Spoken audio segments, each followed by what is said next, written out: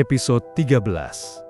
Pengkhianatan terungkap. Rahman mulai melancarkan strateginya untuk menguasai saham Arya. Setelah pertemuan dengan Darmawan, dia mengajukan tuntutan resmi untuk mendapatkan 20% saham perusahaan.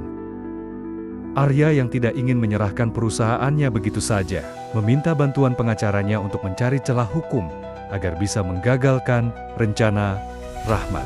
Di sisi lain, Arya mulai merasakan ada yang tidak beres di internal perusahaan. Beberapa investor tampak ragu untuk tetap berinvestasi, terutama setelah Rahman menyebarkan isu bahwa Arya tidak mampu mengelola perusahaan dengan baik. Sementara itu, Sekar tetap berada di sisi Arya, membantunya mengatur strategi, dan diam-diam merasa khawatir dengan kondisi Arya yang semakin tertekan.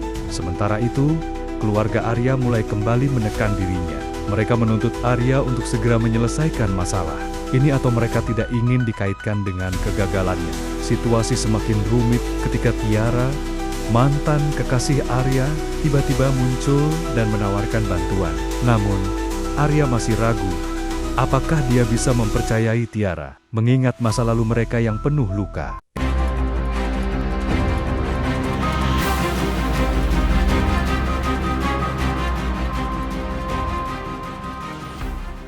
Episode 14.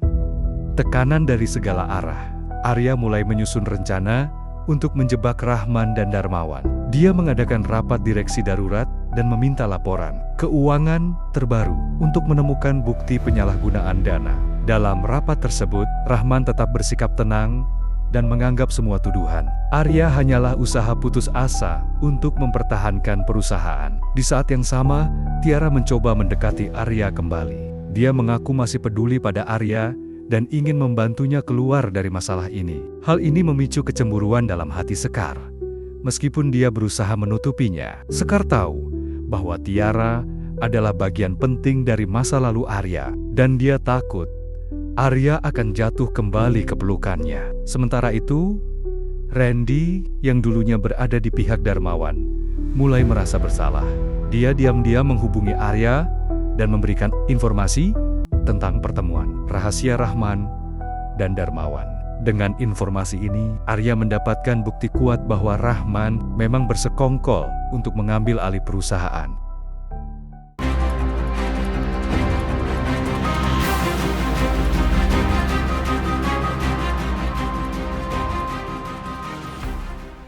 Episode 15. Permainan berbalik. Dengan bukti yang telah dikumpulkan, Arya mengatur jebakan untuk Rahman dan Darmawan. Dia mengundang mereka ke pertemuan khusus di sebuah hotel mewah dengan alasan ingin membahas solusi damai. Namun, tanpa mereka sadari, Arya telah menyiapkan siaran langsung rapat tersebut kepada para pemegang saham. Saat pertemuan berlangsung, Rahman akhirnya mengungkapkan rencana aslinya. Percaya bahwa Arya tidak memiliki pilihan lain selain menyerahkan sahamnya.